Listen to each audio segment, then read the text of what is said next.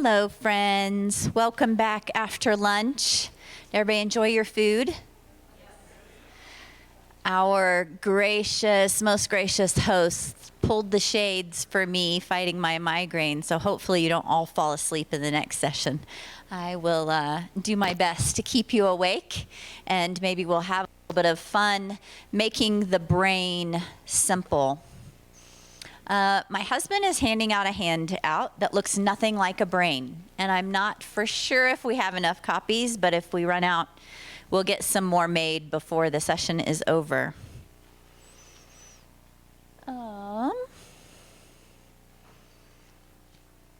See if technology sometimes gets the best of me. Okay, so this sounds really intimidating. Interpersonal neurobiology, specifically, we're going to talk about vertical integration. And all that means is we're going to talk a little bit about how trauma impacts the brain and then how that impacts the decisions and choices we make. And this is true for trauma, but it's actually true for all of us. And so as we discuss this, to make it simple, we're going to use a lot of pictures, and we're going to use the structure of the house to organize what it is that we're talking about. And so by the time he gets done, everybody's going to have a picture of a model of a house like this, and we're going to use that to break down the parts of the brain that impact our decision making. So this is the brain. You guys have all seen a picture of that. And if we overlaid the picture of the house on top of the brain, it would be something like this. Now, just disclosure up front, we have 40 minutes together. And there are people that spend their entire lifetimes, there are whole libraries on just certain parts of the brain. So we don't have time for all of that. We're going to boil it down to a few key points that will help you in your personal relationships and in how you do ministry and do life, okay? So if the brain is overlaid, or the house is overlaid on the brain like this, we're going to talk about 3 particular segments. Oh, it doesn't show up very much on that one, but the side screens you can see. We're going to talk first about the upstairs brain. And the upstairs brain would be the top floor of your house, is where our logic, our social engagement, our moral decision making, our vision and hope all reside. Okay? So the prefrontal cortex is actually the top part of the brain and resides primarily forehead and behind the eyes. Okay? So again, that's logic, social engagement, morality, vision, and hope. And if you're a picture person, I'm going to throw lots of pictures up there to help you remember, to simplify what's happening in that part of the brain. I'm also going to give you some ridiculous clues. Are you ready? Because we do this teaching around the world, different contexts, different cultures, and we start teaching it actually with preschoolers. So we use a lot of pictures, but it makes it memorable for we adults too. So for the prefrontal cortex, we're going to have big tex. And big tex is the foxy sheriff who knows all the rules. Okay? She is the one that guards, she is the lawmaker, the lawkeeper. She knows how to make logical decisions. Big tex. We call her big tex. She represents the prefrontal cortex.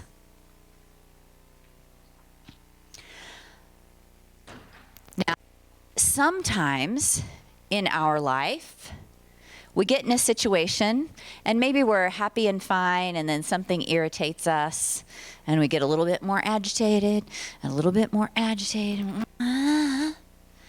And we often use an idiom that looks like this. Anybody know what it means to flip your lid?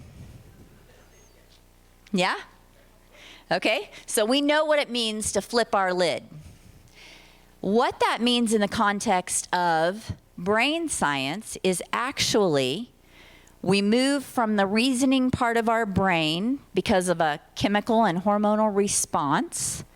Our fight or flight is triggered, and we start operating from what's called, we're going to call, the downstairs brain. Okay? And that is in the middle section of the brain. This is actually, if you did a cross section of the brain, if you like sliced it down this way and opened it, you would see some of these structures. And they sound a little intimidating: the thalamus, amygdala, hippocampus. And again, the limbic system does a lot of things. And even these structures are responsible for a lot of things.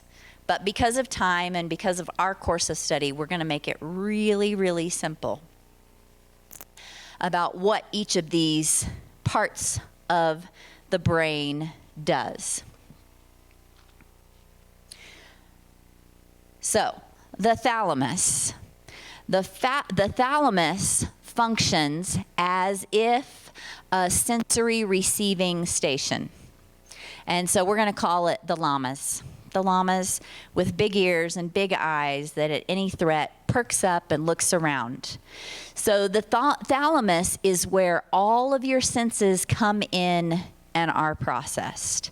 For example, if this was a radiator instead of just a nice little table, and I was distracted talking to you and I leaned on it and it was hot, I wouldn't continue talking going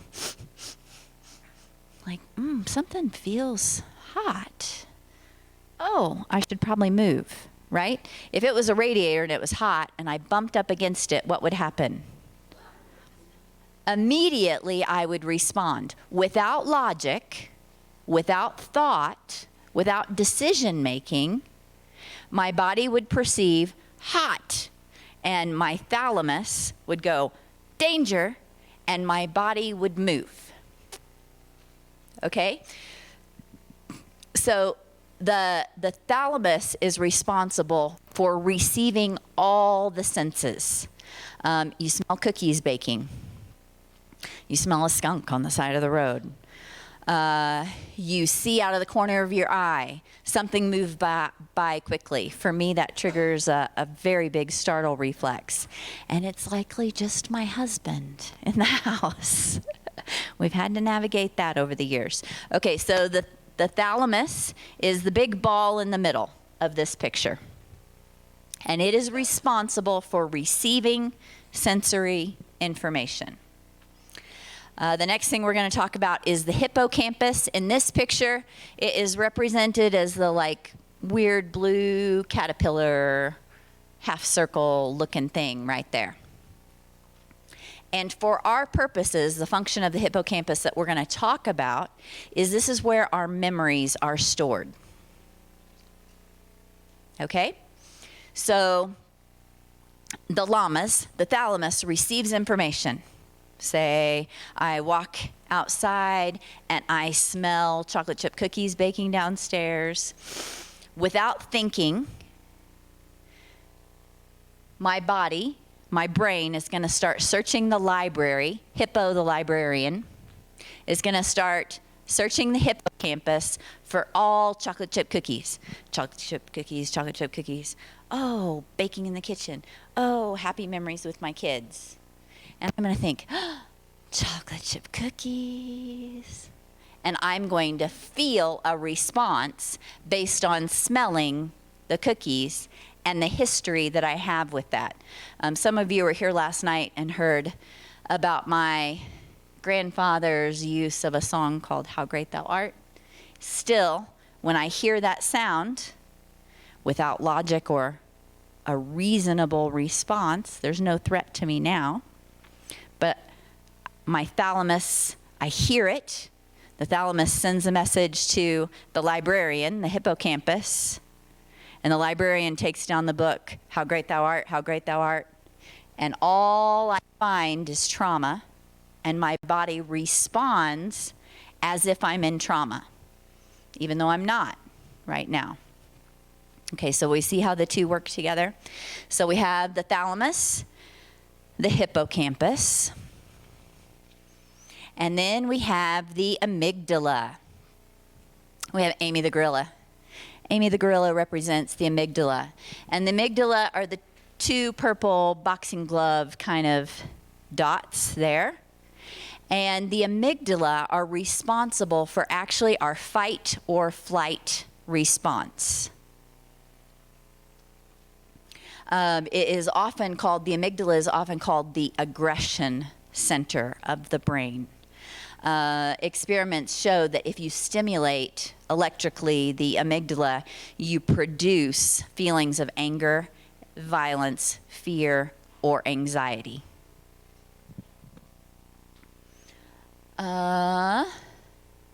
Okay, so we talked about flipping our lid, and so we can go to a place that we're operating from sheer emotion, fight or flight. And if those emotions get too big, we can do something called blowing a fuse.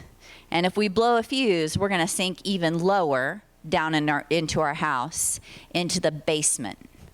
And the basement is represented by the brainstem. And in the basement of the brain, some of you who are aware of brain science and or working in trauma, they've changed it. Used to they just said fight or flight, and now they've added freeze. Have you heard that? Fight, flight, or freeze. Well, fight or flight are the first survival responses. But if that emotion gets too big, then we sink even further down into what's called freeze, which actually operates in the brainstem. And the brainstem is responsible for just the functions that keep you alive, as in your breathing, your heart rate, your temperature regulation, your blinking. All of those things are happening because of your brainstem without our conscious thought, right? You don't sit here and think, breathe, breathe, breathe, heartbeat, heartbeat, heartbeat. Your heart continues to beat because God commands it to beat, because the brainstem is working. But in trauma, what we find to be true, and I think this is actually one of the most profound gifts of grace, actually. First, in the animal kingdom, if you see like some National Geographic documentary or something, and the lion's chasing the gazelle, and the gazelle gets caught, the gazelle will fall limp and be paralyzed. What happens is actually a whole rush of chemicals and hormones that anesthetize the animal. So the animal is actually, as if prepared for surgery, anesthetized. That's what the freeze response is. Now translate that to survivors or abused children, wives who are being abused. Well, sometimes domestic violence goes the other way. Someone who's being violently attacked. Their initial reaction, and it may be short, will be to fight or flight, get out of the situation. If that doesn't work, often they will completely collapse physically, emotionally. A lot of times they will have no memory of what happened. They will be completely paralyzed. Survivors will often report that they tried to scream, but were not able to do that. And actually, I've written about that. I think that personally, for me, there is nothing more terrifying than screaming with no sound. And so survivors often take blame for not fighting. I should have fought. I should have gotten out. I should have, coulda, shoulda, woulda. Except the brain was functioning for survival and completely anesthetize the person so that they could survive it. And for me, I think that is a beautiful gift of redemption when we understand it. Actually, in the Garden of Gethsemane, Jesus invited the boys, come with me, pray with me. You know the story, right? And he goes off to pray, and he comes back, and they're sleeping. He's like, seriously, you can't pray for an hour? He goes off, prays again, comes back, they're sleeping again. Actually, Luke 22:45 says, when Jesus arose from prayer, he came to the disciples and found them sleeping, overwhelmed by their sorrow. That's the basement brain. Like, I'm no longer in a logical place. The grief of what is unfolding here is way too big, and I can't fix it. And I sink all the way into sleeping from sorrow. Okay, so to review, we've got Big Tex, the sheriff, who manages all the moral choices. This is where our logic and our reasoning is. It's also our vision and hope. The upstairs part of the brain is where we think before we act. Okay? Like, oh, I smelled the chocolate chip cookies. I want the chocolate chip cookies. Chocolate chip cookies for breakfast. Probably not a good thing. I took a nap instead of having lunch. Probably not a good thing. And I can make a logical choice. Okay? The midbrain, or the downstairs brain, we're talking about 3 structures in the limbic system. The thalamus. Does anybody remember what the thalamus does? Its function? Sensory information. Good. It sends the sensory information to the hippocampus, the librarian. And what does the librarian do? Stores the memories. Good. And then based on that information, we're going to activate the fight or flight. Amy the gorilla, the amygdala. Good. You guys are awesome. And then the basement is where the freeze reaction goes, which is virtually like a coma. Someone who's in a coma is operating from the brain stem. So to remember this, one way to remember it, this is taught by Dan Siegel. This is not my information, but it's a really good model. We teach it even with wee little bitties in other cultures around the world. And we use our hand as a model of the brain. So if you'll put a hand up with your thumb tucked inside, just so you know, if you ever punch someone, this is not the way to do it. You will break your thumb. Don't do that. But for a model of the brain, it works perfectly. Okay, so I want your thumb inside, your fingers over the top. Your fingers over the top are going to represent the prefrontal cortex. So that's that pink, squishy top part of the brain. And specifically right here would be what's behind your eyes. This would be my brain like this, yeah? And what's happening in the prefrontal cortex? What's that responsible for? Anybody? Logic. Reasoning, morality, vision, hope. Good. Now, when something happens and I get angry or I get upset or I get sad or I get hungry, imagine this is vibrating like, and at some point, I'm going to flip my lid and I'm going to start operating from my downstairs brain. Right here's my limbic system. Okay? And the limbic system is made of a lot of structures, but the 3 we're talking about are the thalamus, the hippocampus, and the amygdala. Now, the downstairs brain is operating to keep you alive with really big emotions, but without logic. So, if you're dealing with someone, say my husband's dealing with me and I've got really big emotions, and he comes in, computer guy that he is, brilliant guy that he is, all logical at me with a solution. But I'm here. In here, I do not have logical reasoning. Here is where I act before I think. And I act with really big emotion based on a history that my brain has recorded in the hippocampus. Okay? If my emotions get too big or the threat is literally life and death, I might blow a fuse and start operating from my brainstem. And the brainstem is right here, which is essentially paralysis. And this is where a lot of survivors of trauma, violence, rape, assault will describe the assault as if watching it from a distance.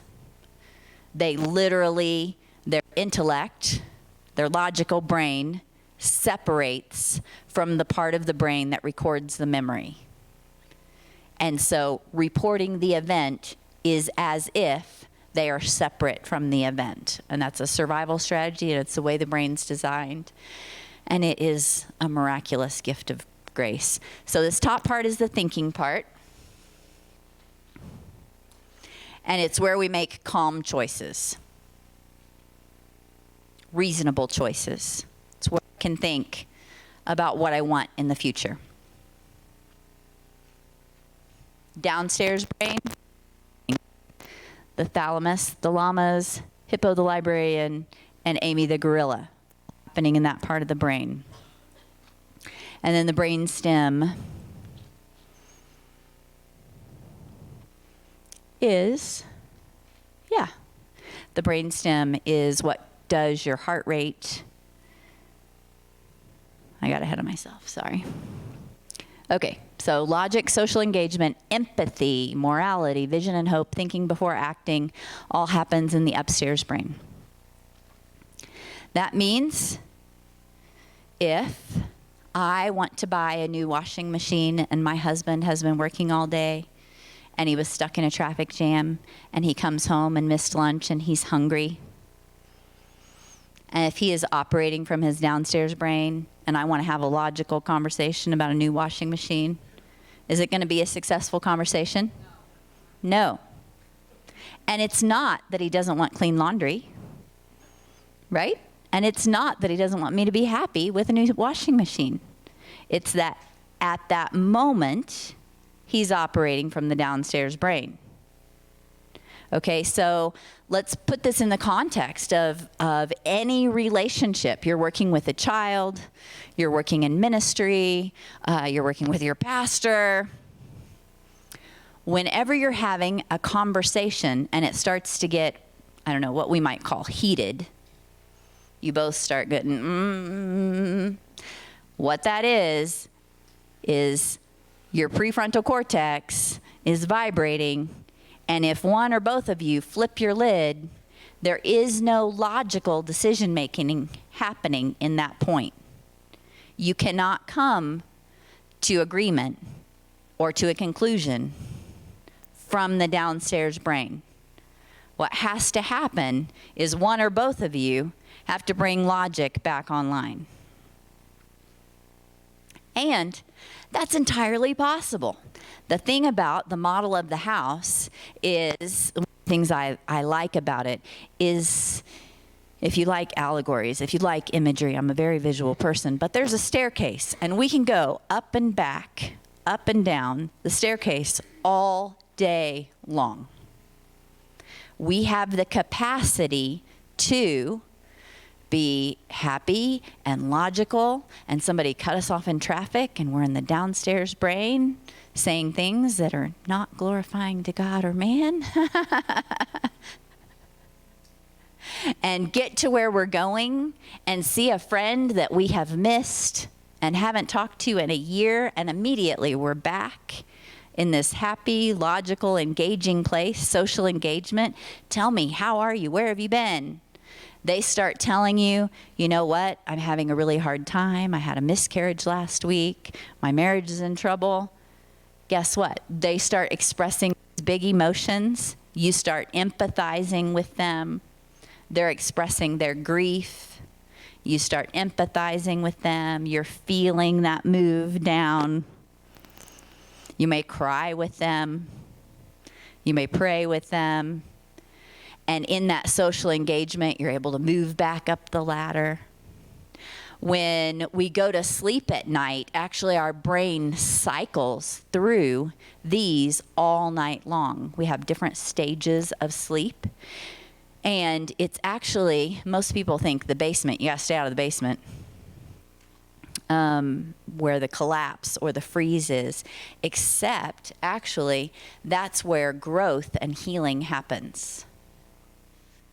So God, in his perfect design, puts you in the basement periodically through the night so that your body can heal, your cells can be restored, so that you can wake up renewed and refreshed.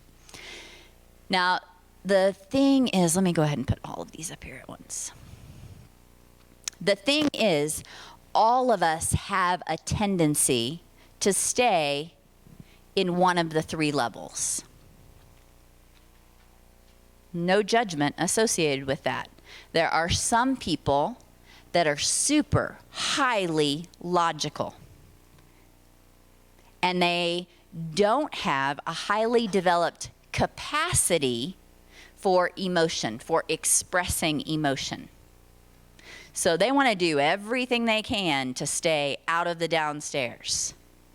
Every problem, every question, every interaction is logical and sequential and moral and good and right. Now, there's nothing wrong with being in the upstairs brain. It is vital to having a healthy life. However, if you are never able or willing to express grief or anger or hurt, then what really is the measure of that relationship? Now, there are other people, and you may see this a lot if you work with survivors or traumatized children who have a super highly developed downstairs brain.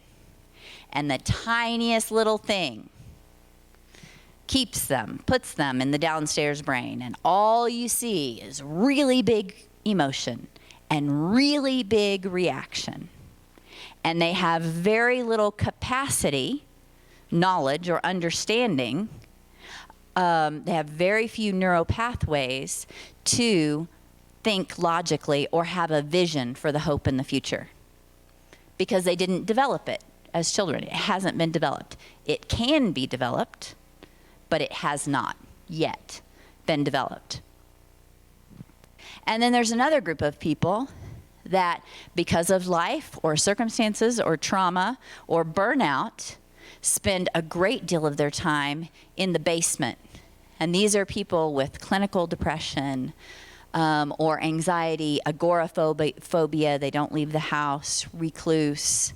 Those people spend a great deal of time in the basement, unwilling or unable, not having the capacity. Again, I'm not judging this, but they don't have at that time the capacity to either feel feelings or socially engage.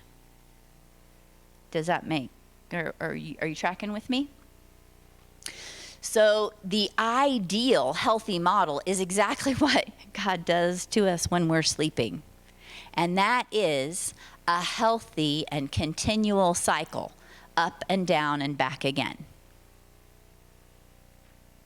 There is nothing inherently good or bad, right or wrong about anger. Anger in and of itself is not sinful. Paul tells us, be angry, but do not sin. Sometimes, I think flipping tables and chasing somebody with a whip is the right answer. Anger in and of itself is not good or bad, right or wrong. It's a survival strategy. But if we're afraid to feel or express anger, or to learn how to feel and express anger in a healthy way, then we're living in only one floor, either the basement or the logical upstairs, right? So ideally, for us to be of any benefit to the people we want to work with, and or to engage in a healthy way in our marriages, with our children, we have to have the capacity to know where we are in our house at any given time. Because, for example, the last session I taught, I was really, really fighting a migraine. And by God's grace, we got through that session, although I tripped through it quite a bit. And for lunch, I spent an hour in the dark and quiet, essentially in the basement. Put myself in the basement because I did not have the logical capacity to walk you through the parts of the brain. Didn't have it. Didn't feel good. I needed an hour to rest and withdraw and reset so that I had the physical, emotional, social capacity to come back and teach this session. So ideally, if we know where we are in the house at any given time, then I can, in a healthy way, engage with you. If you come to me and you're in overwhelming grief, and I'm in overwhelming grief, and we're both in our downstairs brain, chances are one or both of us is going to blow a fuse and we're just going to shut down. But if you come to me and you're in overwhelming grief, and I am rested and social and engaged, then we can have a healthy interaction that brings you resolution, brings you to a place that you can come up with a logical solution to what it is you're feeling. Questions? I hear some whispers, but yes, ma'am. Is it fair to say that the basement, if you voluntarily walk down the stairs, can be like restful because you're forced down there to like trauma response, so you should walk yourself down based on So what she asked is there, correct me if I'm not hearing you correctly. What I hear you asking is there a difference in going into the basement forced there by trauma versus willingly because I need a break or need rest? And I would say absolutely. Anytime our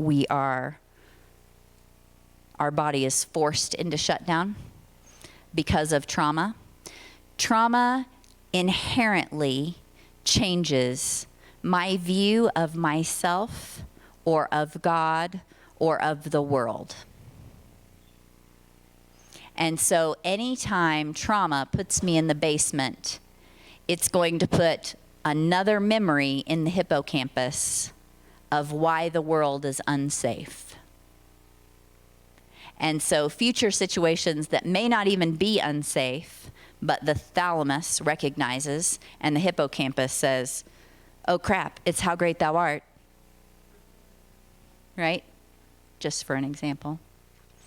So trauma records something in the brain. So anytime you're forced into the basement by trauma, yes, it adds another book or another file in the library that associates the basement with trauma, which makes us less willing to go there.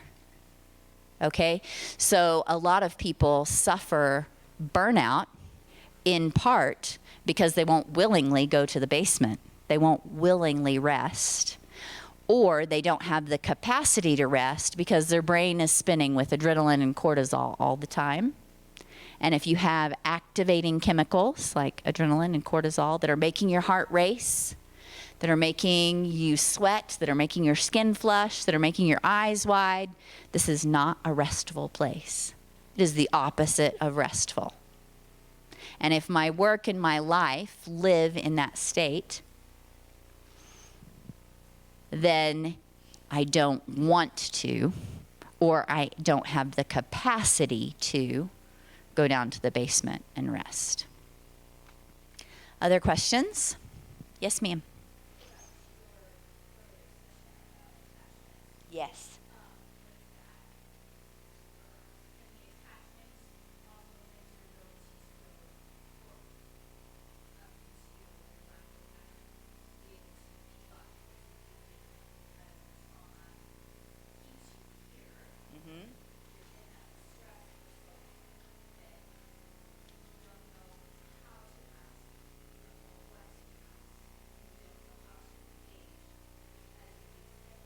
Right.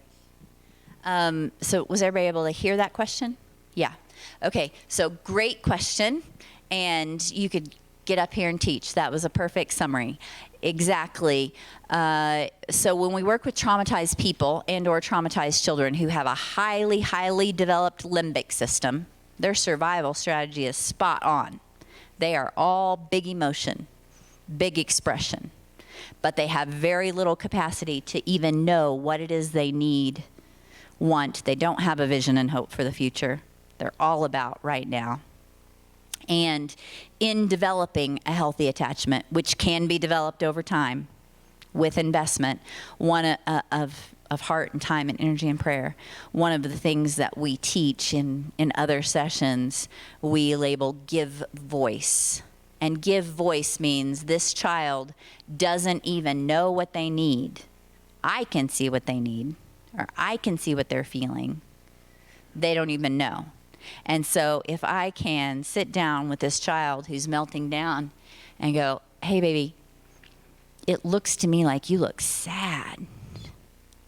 Like I see tears falling from your eyes and you got snot dripping. This to me looks like sad. Does it feel like sad to you? They can go, they may have never, ever, ever said sad. They may not know that that's what sad looks like or feels like. And if I say, can you tell me, what happened? Can you help me understand what happened that made you feel sad? Then they are practicing giving voice. And in doing that, actually, if I ask them a question like that, it looks to me like you feel sad.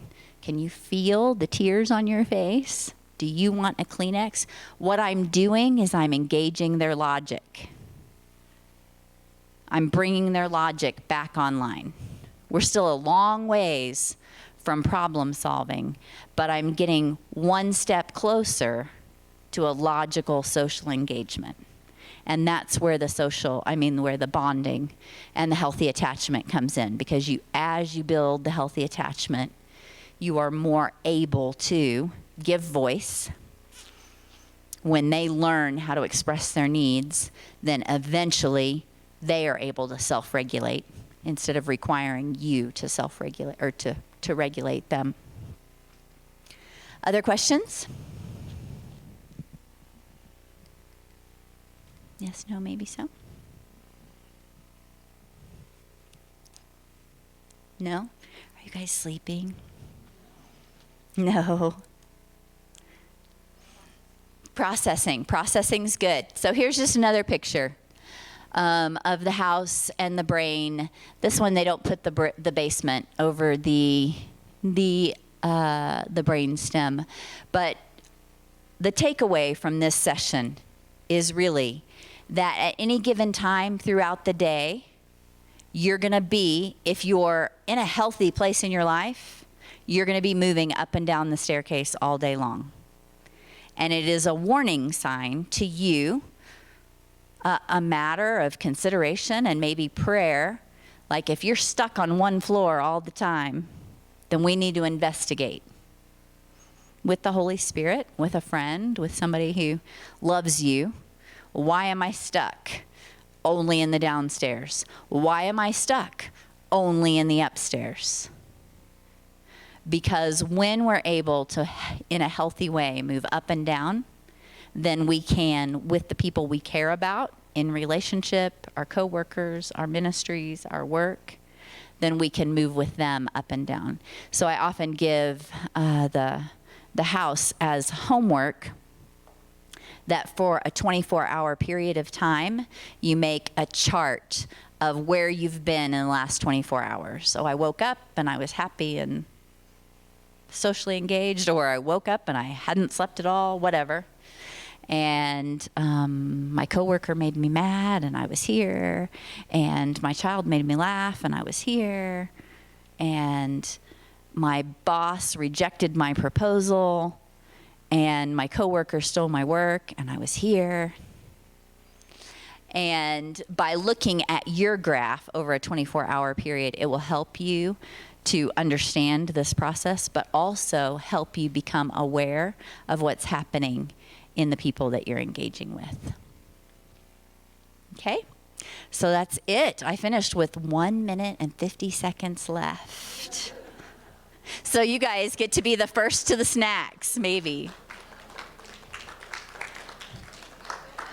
So thank you for your time. It is my belief and understanding that we have a break until 2:30. 2:30 is when the next breakout session starts. So enjoy.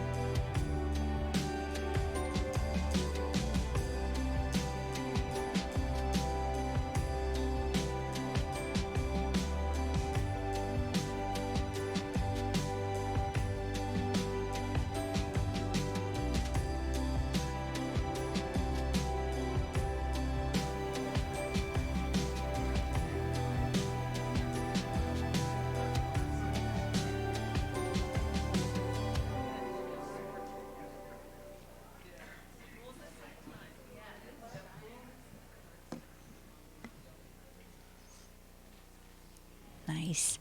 Tag, I'm it. It's me again. If you're still here, you guys like have some endurance. I don't know, are you like marathoners or surprised you're not sick of me yet? But welcome back.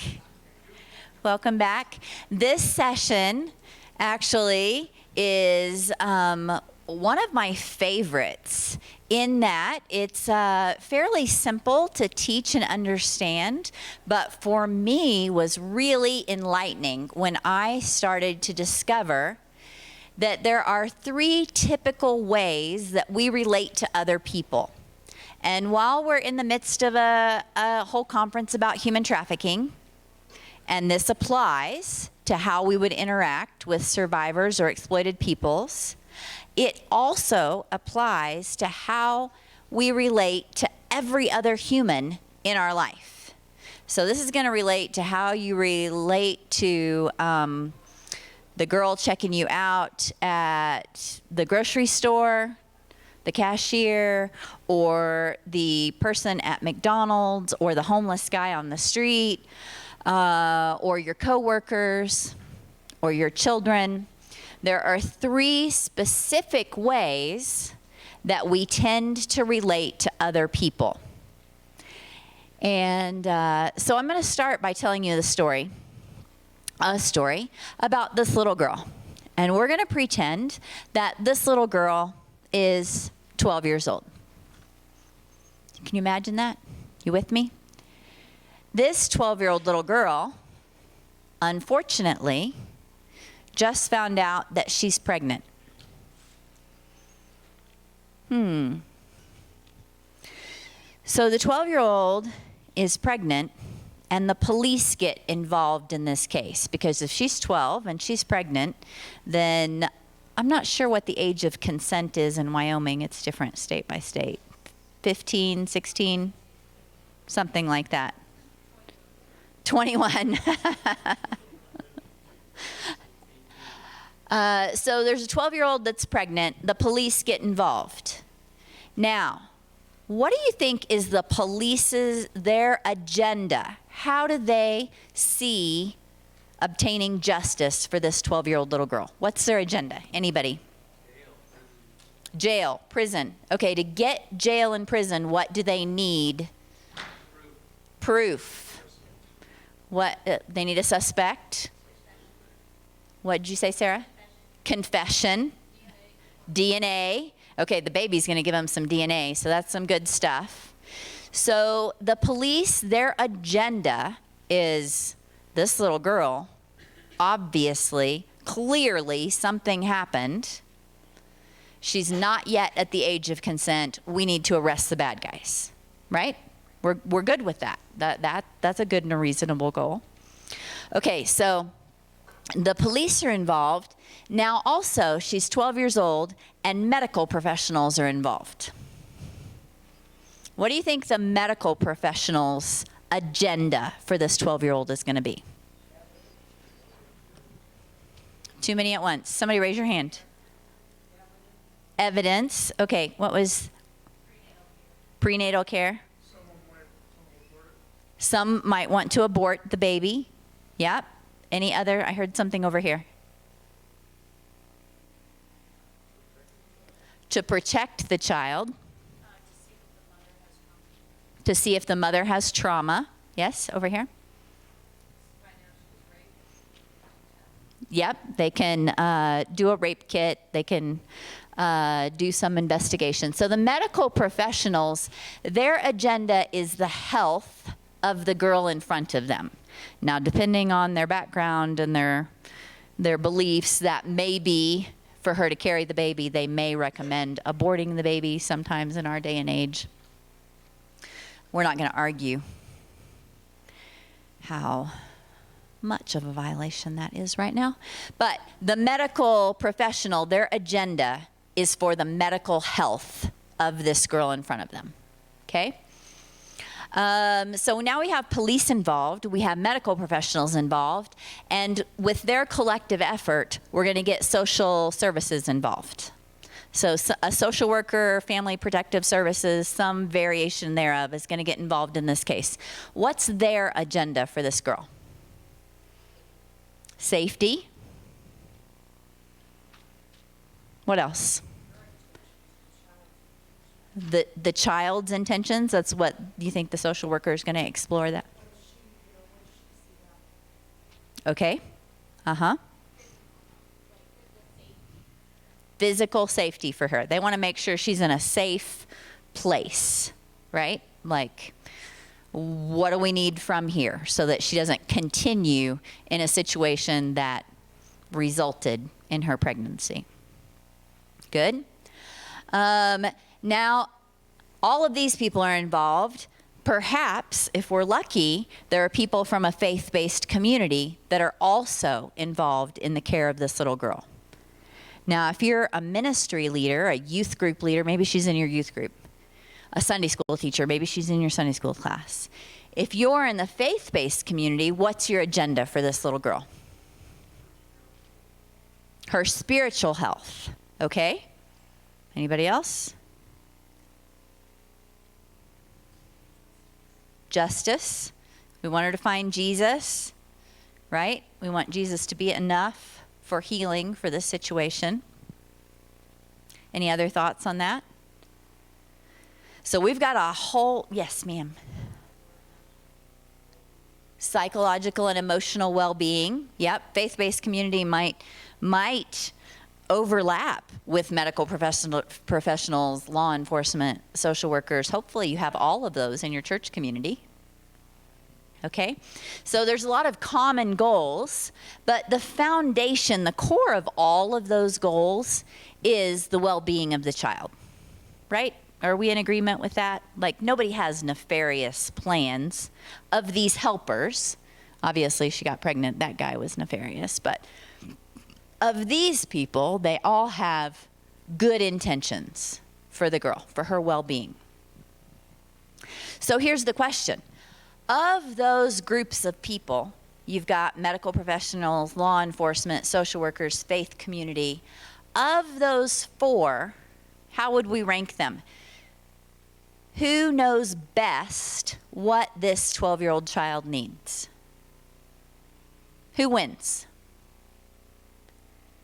Like, if the social worker says she needs a safe place and knows she's not going to testify, and the law enforcement says we want to arrest the guy because we think he's a threat in the community, who wins?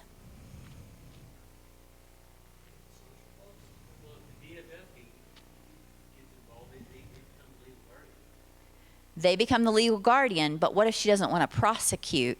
What if she won't tell who did it? What?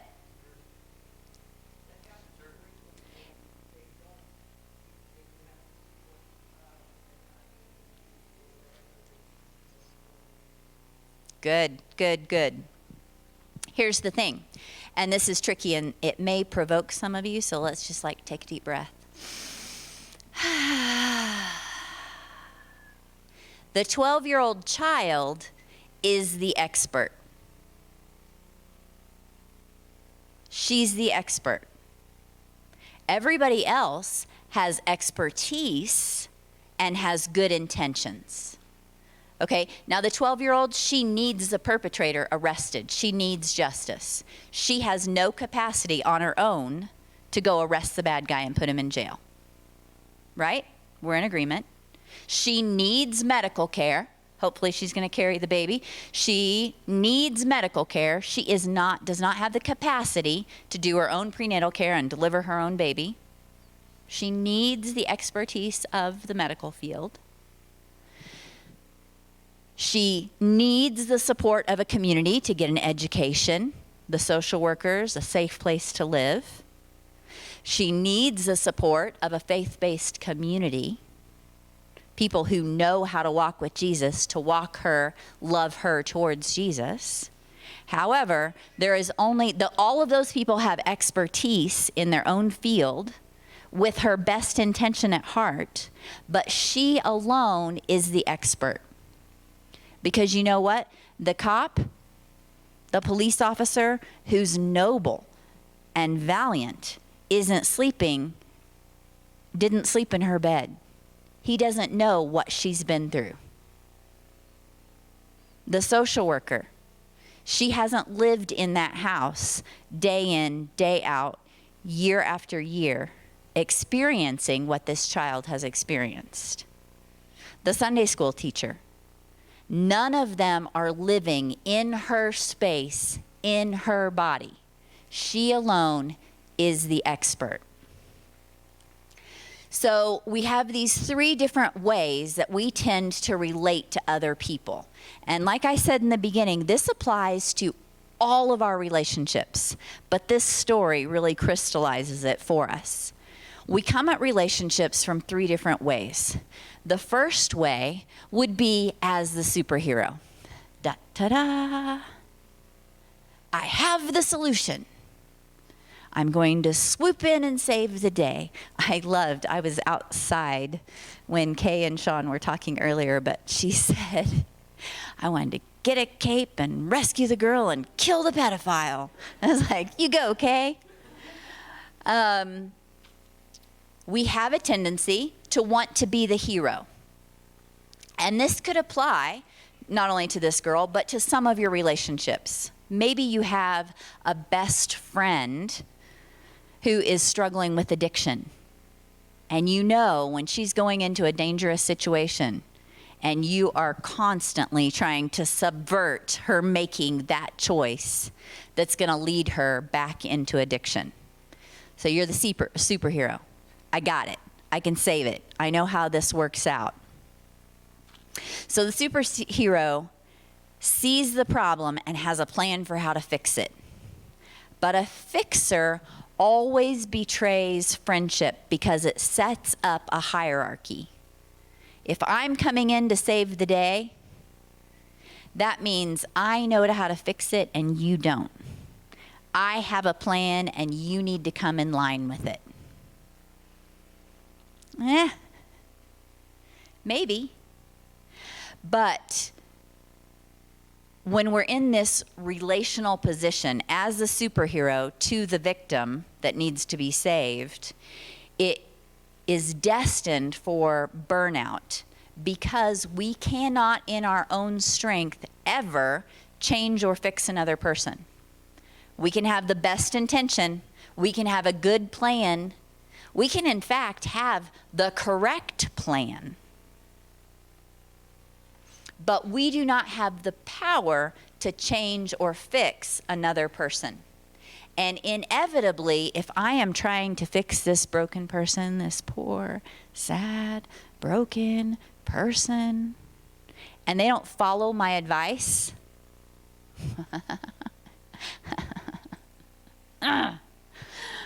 inevitably, they reject our advice. And it looks like all of our efforts are then fruitless, and it results in something that we call, in this work, we call it compassion fatigue. I loved, I fought, I pursued, I intervened, I had a plan. They won't follow the plan. What's the point? And we get something called compassion fatigue, and we give up. Another relational position would be from the bottom as a doormat. So sometimes we have the tendency to want to relate to, especially survivors or traumatized people. This plays out in marriage sometimes, as the doormat. And what that means specifically, I don't want anybody to take offense, although I don't mind pushing your buttons a little bit, is that this, let's go back to the 12-year-old child for a minute. This 12-year-old child's trauma is so profound. Her needs, her pain is so much bigger than anything I feel. Like, I could have a mom with cancer or marriage problems or one of my kids in rebellion, but that is all small compared in measure to the trauma of this child. Therefore, I'm going to do whatever it takes to cater to the needs of this child. Meaning, I am going to neglect my own care. I'm not going to eat when I should. I'm going to be up all hours of the night trying to find a way to solve the problem. I'm going to neglect my family. I'm going to neglect my own relationships to always be available. This child calls at 10 p.m. just as I was getting into bed. No longer going to bed. I'm going to get the 12-year-old. We're going to hang out. We're going to do whatever it takes to meet the needs of this 12-year-old kid. This also is destined for failure because from this relational position, we get what's called secondary trauma or vicarious trauma. That means this traumatized kid is passing on their trauma to you. And you're both in a place that is unhealthy or ineffective. So, the ideal position, relational position, is as equals. Now again, 12-year-old child, she's not an expert on much of anything. She can't arrest a bad guy. She can't deliver her own baby. She can't figure out the school plan, where to live safely. She doesn't know how to follow Jesus well yet, right? She's not the expert on any of those things, but she's the expert on her own experience. And what she needs are equals, people who will treat her as if her experience is valid and equal, as if her expertise is equal to their own. Now, a lot of times I teach this and I get some law enforcement officers get really, really mad at me. I've had a few social workers walk out of my workshop. There's a poet, Rainer Maria Rilke, who wrote, "True love consists in this, that two solitudes protect and border and salute each other. A love of this sort makes the soul feel safe because it excludes the subtle violence that we do when we violate each other with the intention of being helpful."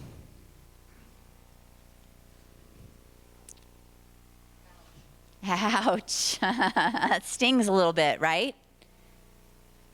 Like if you know the solution and you want to help, the best way to help is eye to eye, face to face, as a comrade, shoulder to shoulder. We're going to fight this together. What that means is we have to have good, healthy boundaries, right? If I have the opportunity to mentor survivors around the U.S., and for 8 years, I lived in a house. We did foster parents. We were foster parents for teenage mama baby sets. So we raised teenage girls coming out of the sex trade that were pregnant or had babies as a result of the violence against them. And as you imagine, any of you who have ever known a teenage girls come with their own version of drama, right? Now, if you add to that teenage girls who have been sexually exploited, the drama ratchets up a little bit. If you add to that hormones of pregnancy or having children that were conceived in violence, it goes up a little bit more. And if you add to that, we lived in a group representing 6 different people groups, distinct cultures. It goes up a little bit more. And so when I'm telling you about healthy boundaries, this is a hard-fought, hard-learned lesson. And one of the things that I would do in the evening, you might not have guessed this about me, but I am a hardcore introvert. And believe it or not, I am. I'm like super, super introvert. And so by the time I had been on all day, and we had done the life and the love and the drama and the trauma and the beauty of life together, by about 8 p.m. at night, I was done for. Like my mama would say, stick a fork in me, done. Like, done. And I had a sign, a do not disturb sign, that I would hang on my bedroom door because we lived in the house with the girls and the littles. I would have a sign that I hung on my door that meant, barring death or dismemberment, do not knock on this door. Oh, and they knew it. They knew it. And I loved my life. And when I left Thailand, actually all of our girls are doing well. Our restoration work is going on with our nationals there. But when I left, the first 6 months, I cried every single day because I missed them so much. I still have the privilege of doing bedtime stories with several of our littles a couple of times a week, video chatting, which helps. But the thing is, if I was always available to meet their need, 100% of the time, always available, then you know what happens? I become a little G God. Either I am relating to them from a position of superhero. Let me fix it. You know what? I didn't die on the cross for them. Full disclosure, wouldn't. I love them. But death on a cross, and if I did, I'm not a perfect savior, it wouldn't be sufficient. Right? So either, if I was available 24/7, either I'm relating to them as a superhero. I'll fix it, baby. I'll fix it, baby. I'll do it. I got it. I know the answer. Setting myself up as a little G God. Or I'm relating to them from the position of the doormat. They need me. They've got to have me. Nobody can meet this need but me. Clearly, they wouldn't be knocking on my door if they didn't need me. Nobody else understands them like I do. Now, if anybody could have that complex, I was living in a home with teenage girls rescued from the sex trade that had babies as a result of their exploitation. That was a very specific niche for me, who found out I was pregnant at 17 the day after a failed suicide attempt. Right? So if anybody could say, nobody could understand them like I could. Oh, Lord Jesus. His grace is so good. That's why this lesson was so eye-opening for me. That's why I had a sign on my door, don't knock on this door. Death or dismemberment, that is the requirement. Otherwise, I will see you at 8 a.m. Because I am not their answer. It is pivotal to healing and restoration to have these good, healthy boundaries. One of the things we talked about in a workshop yesterday was negotiating needs. That means if one of my survivors calls me at 10 o'clock at night and I'm getting ready for bed, I go, baby, I love you. I am so sorry this is going on. I will be free to talk to you at either 10 a.m. tomorrow or 3 p.m. tomorrow. Period. The end. They need Jesus. They don't need me. They need me. They want me. They need me as a friend to love them towards Jesus. They don't need me to be a little G God, either as a hero or as a doormat. That is not a position of healing. Oh, I got ahead of myself. Wait a minute. So this actually flips. It translates the other way. Like I said, this applies to all of our relationships, and the survivors that we work with will also relate to the people in their lives from one of these three positions. So the survivor may relate to the caregiver. I put a man there as the expertise guy. The survivor may relate to the caregiver as a doormat. Like, I don't know, I'm a victim, you fix it. Well, I don't know what I want to study. There's no hope in my life. I'm just going to kill myself. You fix it. As a doormat, she is looking to you or this person with expertise, you do it. And it is a passive position. It is not a position of empowerment. The survivor may approach the caregiver from the position of superhero, but in this case, if you're working with traumatized people, it may appear way much more like the Hulk. And that means if you offer her solutions, or him solutions, here's the course for school, here's the best choice to make, blah, blah, blah, blah, blah. The survivor is thinking, I don't know who the heck you think you are. Like, you're not telling me what to do. You have no idea what I've been through. Who do you think you are? So they're going to come from the higher position, looking down on the caregiver.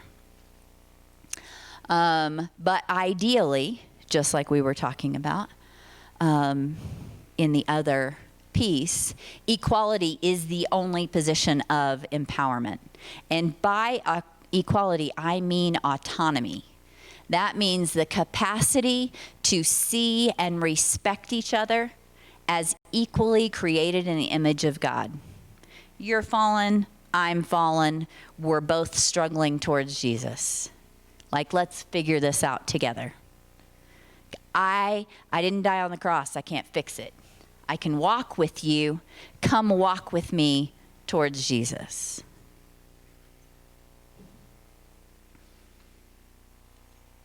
So autonomy is the quality or state of being self-governing, especially the right of self-government, self-directing freedom, especially moral independence, or a self-governing state.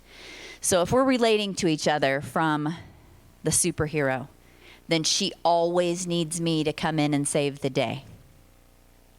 Or if we're relating to each other as the doormat, then I am always sacrificing my own needs to meet yours. Neither of those are self-governing. They are both reliant on the other person, as opposed to empowering one another to, you know what, you're tired, you do your thing, I'm going to go do my own thing, and we're going to meet up later, having healthy boundaries. So autonomy is the position of empowerment and resilience. I'm going to tell you a little story from Zorba the Greek. He tells a story about taking a walk in the woods and seeing a caterpillar. And the caterpillar was shimmering on the branch, squiggling, shaking, and his heart leapt with excitement. He thought, oh, I'm going to get to see this butterfly come out, right? So he stands there and watches and waits, and it's taking a while. So he leans down and he breathes on the it's not a caterpillar, chrysalis, right? Chrysalis, sorry about that. He breathes on the chrysalis, the cocoon. And when he does, it falls into his hand, and it continues to wiggle and squiggle. And he gets excited. He's like, oh, it's happening, it's happening. You can see the glimpse of a little wing. And it comes further, and he breathes again. And this butterfly wiggles, squiggles out into the palm of his hand. And he says, my breath forced the butterfly to appear crumpled before its time. It struggled desperately, and a few seconds later died in the palm of my hand. He writes, that little body, I do believe, is the greatest weight I have on my conscience, because I realize today that it's a mortal sin to violate the great law of nature. We shouldn't hurry, we shouldn't be impatient, but instead we should confidently obey the eternal rhythm. See, the people that we're working with, they're working in an eternal rhythm. We have an eternal God that before the creation of the world, he knew this day that we would be in this room together. We would be having this conversation. Glory, what?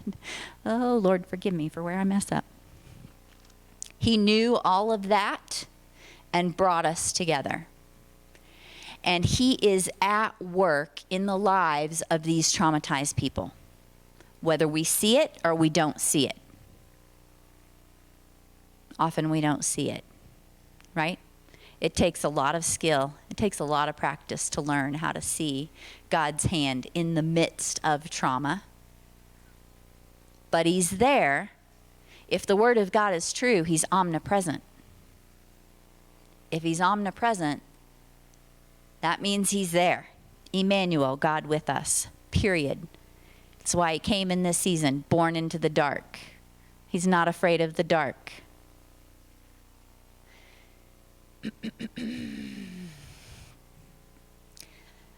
The thing for us when we're walking with someone who's in trauma is we see the need before us and we are compelled to meet it. And I think we're compelled to meet it. Being made in the image of God, he calls us to be his hands and feet. Absolutely. That is a good and right and holy and righteous thing. Last night, if you were in here, I was calling you up and out. Like, when we ask God, why don't you do something? He says, I did. Get up and do something. Right? You are the hands and feet. The thing is, we misunderstand our role. We are the hands and feet as co-heirs with Christ. Co-heirs with Christ. I am not above this 12-year-old survivor. I am not beneath, going to sacrifice my health and my life and my family for this 12-year-old survivor. I am a co-heir in Christ with this 12-year-old survivor. And I will do whatever it takes as an equal, as a co-heir with her to struggle towards glory. But I'm going to do it with good boundaries.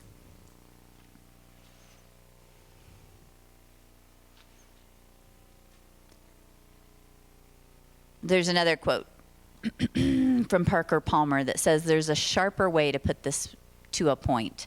A love that respects the other's solitude offers a hedge of protection against amateur psychotherapy, which is an abomination that has created damage. But a trusting and empowering relationship is founded on equality, community, and autonomy. And that is our goal. So the way that this applies to our regular relationships, I would like you to think about one person in your immediate family. Just whoever, you don't have to say it. It could be a spouse or a child. And just real quickly in your mind, review how you relate to this child. I at one time had a prodigal, my oldest. Wow, he did prodigal well. He got an A+ in prodigal. He did it well. And how I would relate to him at that point. My need to fix it. My drive to fix it. So imagine that person in your family. And are you relating to them as equal partners, co-heirs? Or are you relating to them from a position of a doormat or a superhero? And then ask yourself, how might it be more effective if you were respecting each other's autonomy and boundaries? What are your thoughts or questions about that? Let's have some discussion about that. Anybody mad at me? Yes, ma'am.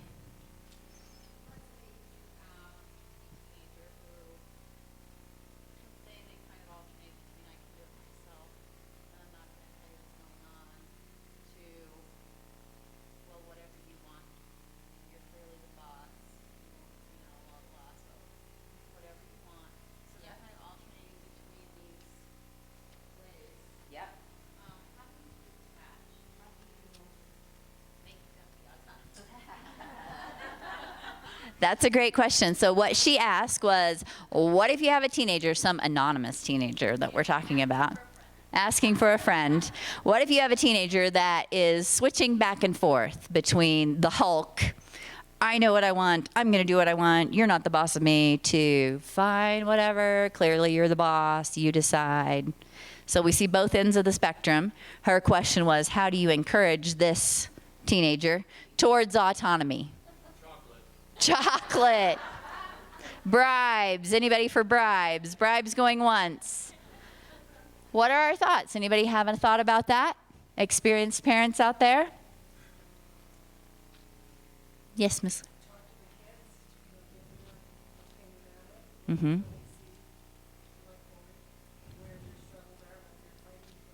Yep. Mm. Mm-hmm. Right.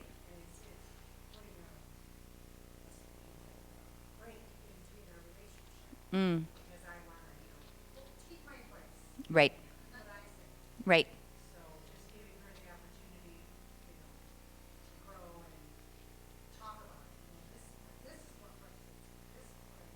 Right.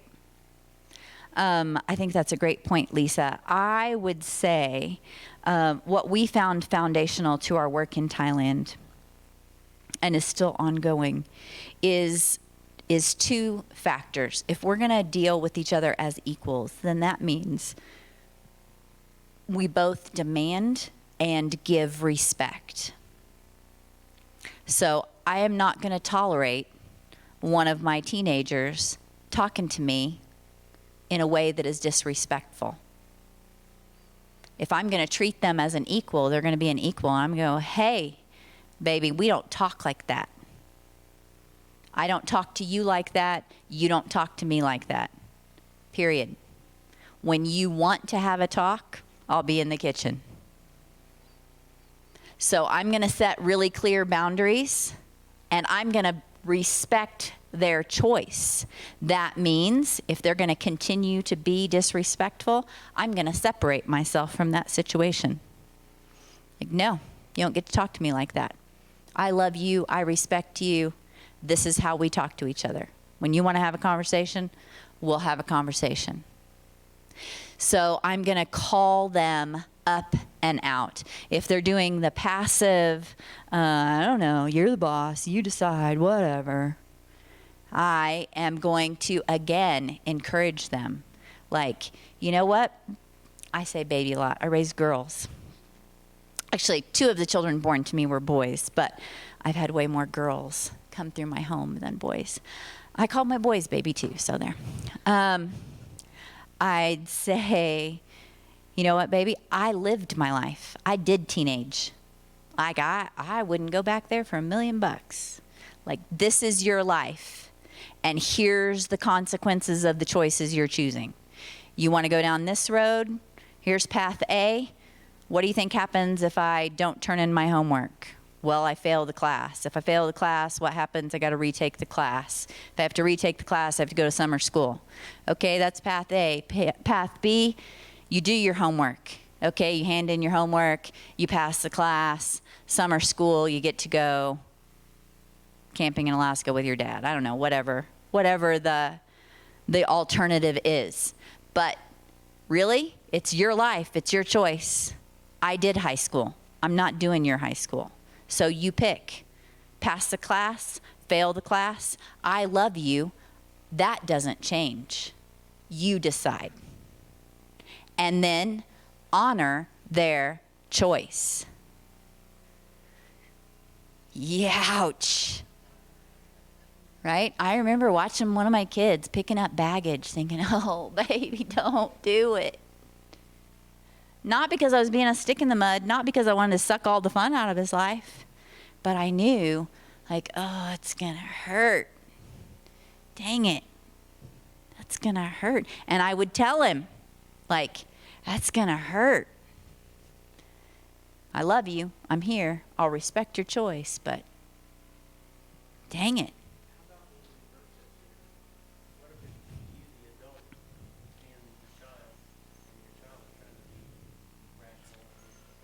I'm not going to say now, Mom, when you're ready to talk to me,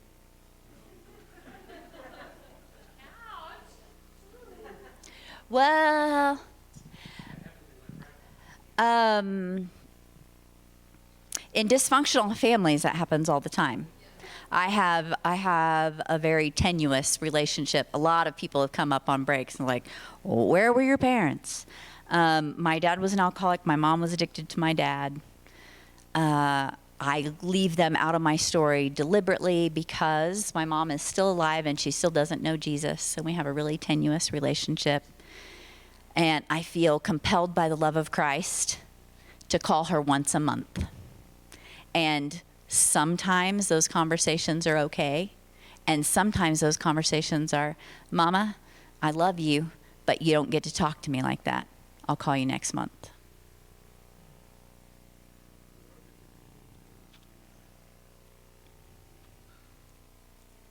I think that's a healthy boundary.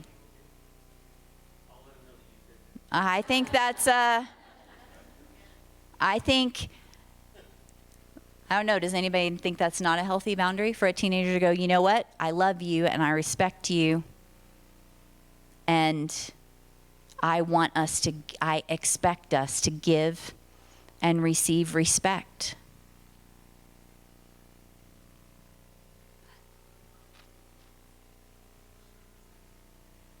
Right. I would think that you have to be careful if there would be a danger of physical violence against parents or kids. Right. Right. I would say that the safest solution, and we're over time. It is time for break. I hear my husband's pointing at the clock. We are over time. Obviously, safety is paramount concern. But when you are giving respect and asking for respect, it is the safest possible thing. That's